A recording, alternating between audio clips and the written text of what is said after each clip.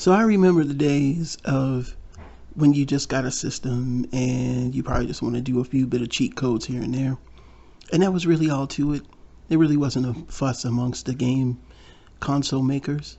But this group here, Team Xecuter, who's been around for my knowledge since the days of the original Xbox, well, it seems that they made a goof. And that goof is messing with the Switch.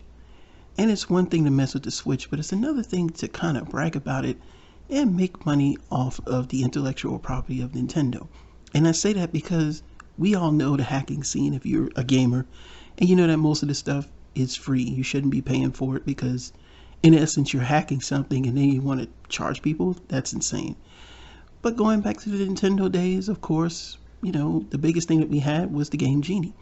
And if you wanted to cheat on your games, that's where everything for me started. And I never had one, but I sure wish I got one. Same thing for the Genesis. They had a Game Genie as well.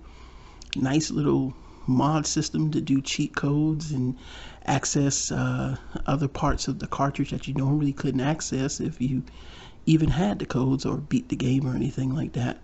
But on the advent of the Super Nintendo, there were a few things that actually I remember. With the Super Nintendo, when the Game Genie came out, along with the Game Genie came the Action Pro Replay. And if you stack the two together, you could do wondrous things. And with the Action Replay and the Game Genie combined, there were certain things you can do on games like Street Fighter. Street Fighter 2, when that came out, if you really wanted to play with the bosses before they came out with Turbo, you stack these two together and you could create a powerhouse.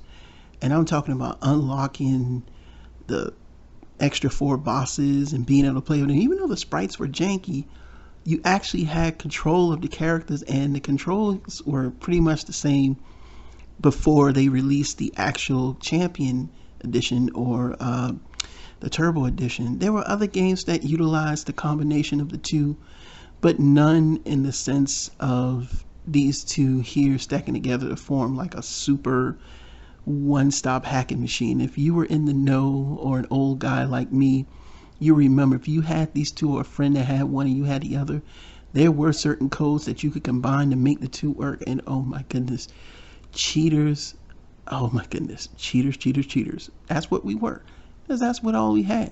You really couldn't pirate cartridges back in the days.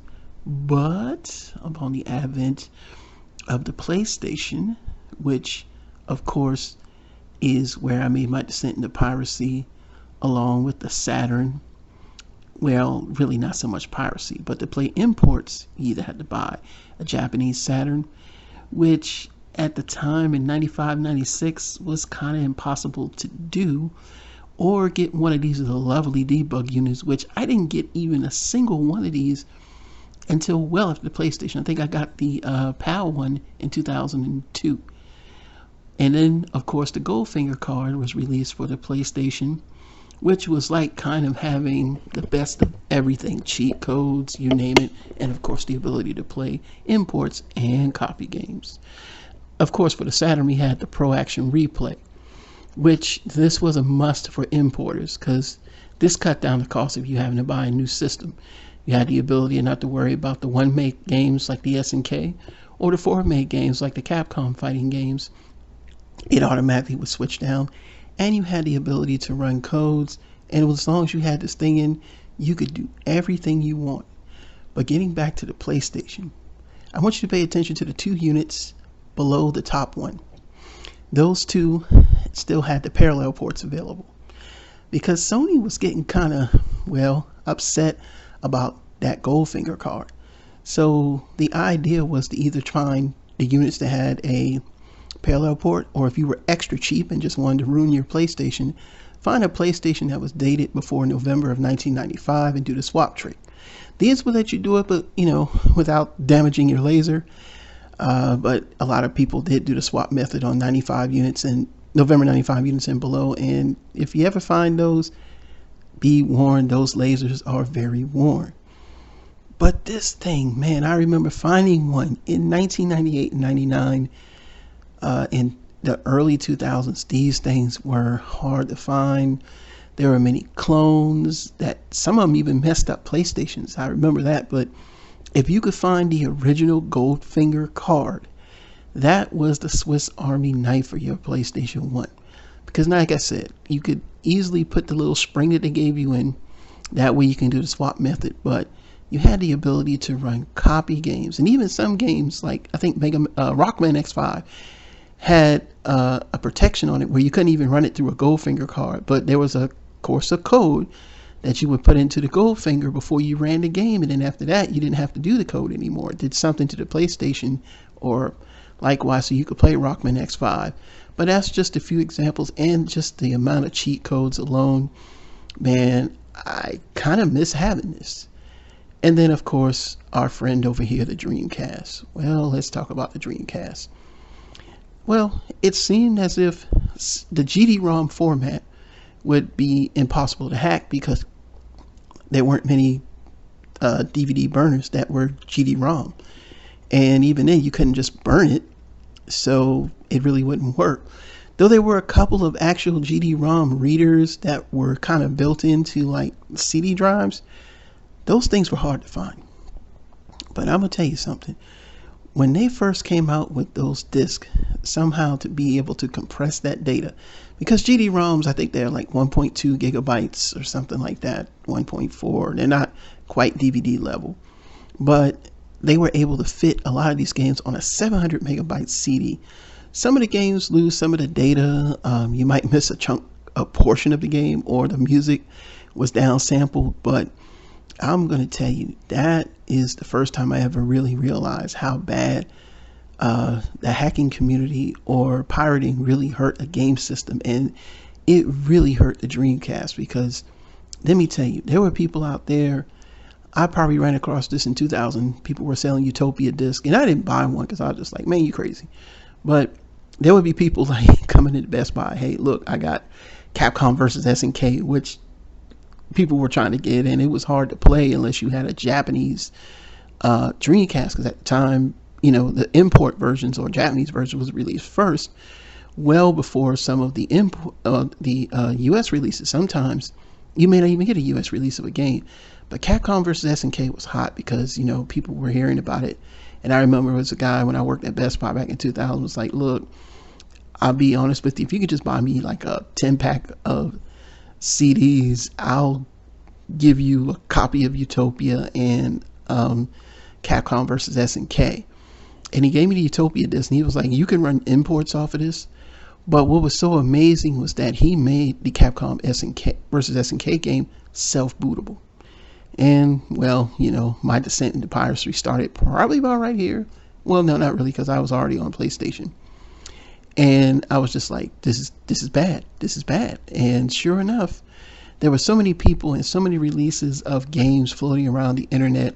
And, of course, for a lot of people being on still 56K modems, it took forever to download those games. So if you had somebody who had, like, high-speed internet, they were kind of selling these games. And, you know, Utopia, man, that was like a Swiss Army knife, because all it was a disc.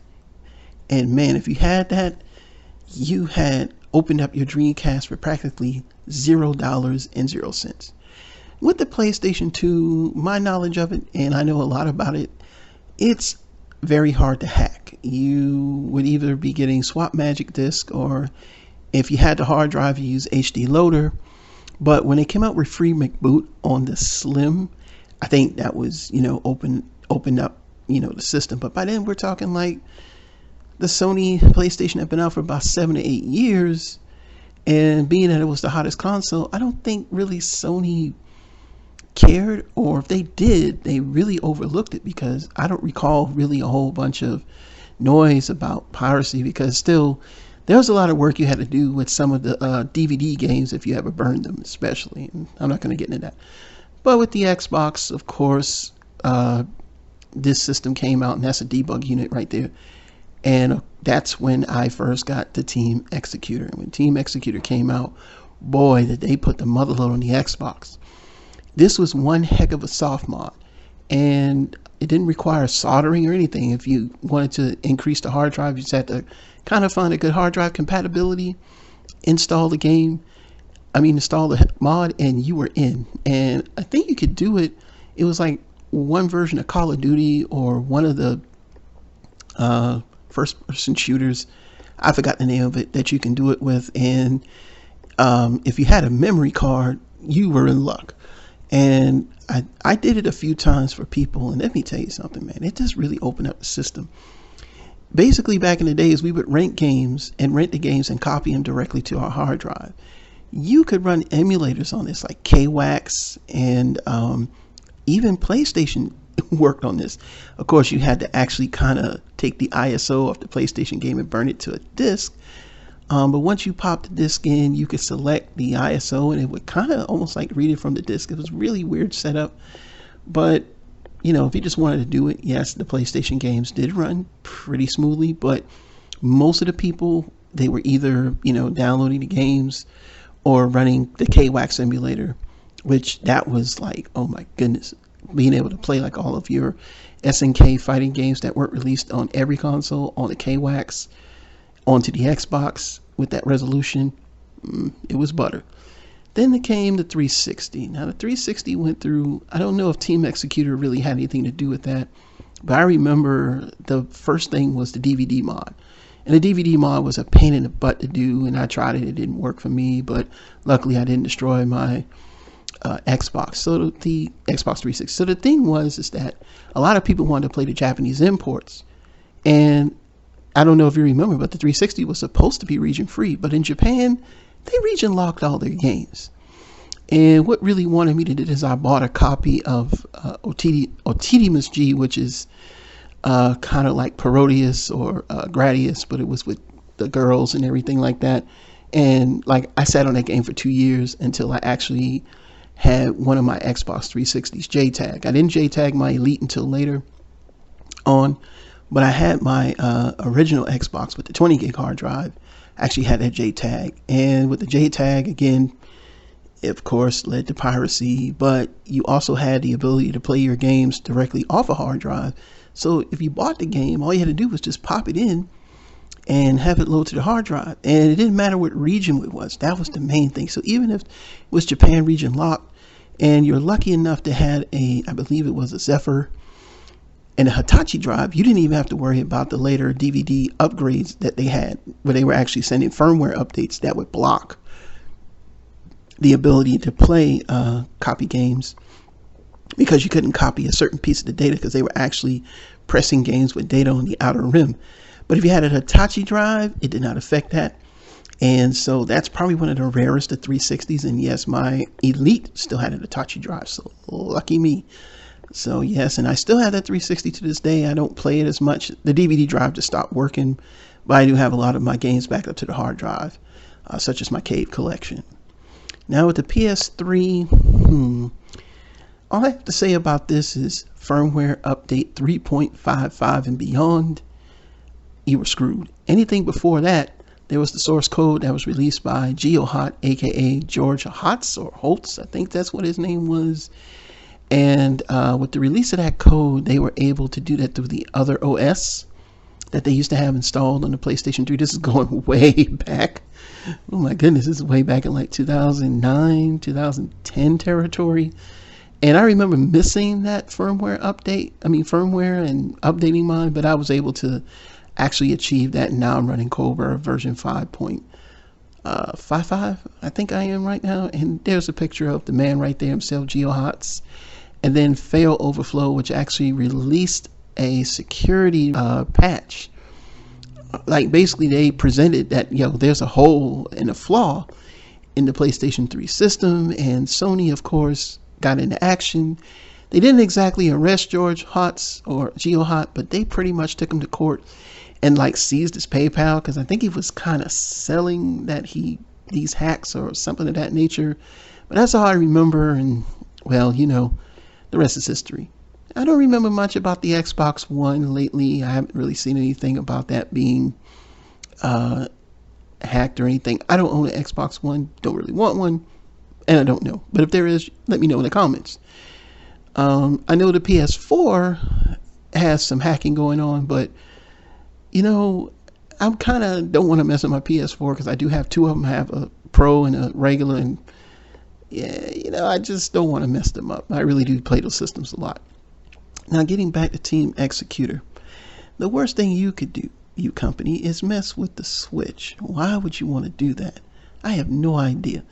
I mean, they didn't do much. Nintendo didn't say much about the Wii mod. I've got a modded Wii. I modded like 20 of these things. And, you could do a lot with them. You could play pirated games. You could play imports. You can play emulators. It's basically, you could inject Super Nintendo ROMs that, like Super Mario All-Stars. Basically, you injected it. You didn't have to pay $40. You just had the original ROM from an old NES set, injected, and bam, you're done. Same thing with the Wii U. The Wii U was another system that got Swiss knifed. But it's a little harder to play the games because these were DVD games and they were, dual layer games, which are pretty big. I don't remember really wanting to. I bought the Wii U collection because I am a Nintendo fan, so I prefer to have physical copies. The biggest thing that I wanted it for was the full screen for playing your Wii games. Because now instead of getting those borders, you can actually get that full screen in 1080p. And let me tell you, the Wii U does clean up Wii games nicely. And of course, the emulators, and I have the whole Super Nintendo ROM set running on my Wii U. But the moral of the story is don't mess with Nintendo's bread and butter. This is the Switch, man. These people ain't playing with you. Team Xecuter, the only thing that I have to say to you is you got a little bold, and you wanted to show off, and you got a lot of hot heads. But you know what? You really shouldn't be selling licenses. That's the biggest thing. If you were just selling, the hardware or something, you still would have probably got caught, because Nintendo is really adamant about the Switch. This is their money maker. This is their system, and they don't want anything to be going on with this except you buying it and you buying some games and playing it. And in a way, I don't blame them, because of the debacle they have with the Wii U. Seeing Nintendo back on top and seeing developers still want to deal with Nintendo and bring us games, and I'm kind of all for it. And plus, kids love Nintendo, man. The kids, little kids. I mean, you put that Nintendo logo up and think about that. That's been out since for me, the first Nintendo I saw was 1985. This is 2020. Okay, so you're talking about a good 30 years almost, man. And I'm sorry, Team Xecuter, you dropped the ball. And, you got your people's arrested. I don't want to get into who's naming and who got arrested, because on their little official Twitch account, those guys are still talking mess. But, I think it's over. And for a lot of people that have bought into it, because you're not going to get updates to, these devices or that you're using to mod your Switch, you're not going to have too much fun. But maybe somebody, another developer will take over. Maybe remnants of Team Xecuter will continue to update, and, hey, that's up to you. But for now, I think I'm going to leave my Switch alone because they're hard to get. I don't really want to mod them. All I gotta say is Team Xecuter, man, if you're gonna be running mods, how about toning it down? How about keeping it on low key? You know what I'm saying? That way, so you guys not going to jail for just being computer hackers. I don't want to go. Who wants to go to jail for that? You know what I'm saying? Well, hey, this is my take on this whole Team Xecuter debacle, and I wish everybody the best of luck. And hey, if you're doing the crime, you gotta pay the time, I guess. But if you're really enjoying your Switch, enjoy it, play it for what it is. Hey, get those games, support Nintendo so we can get more games. All right, this is Ed Talk signing off, telling everybody to have a good day.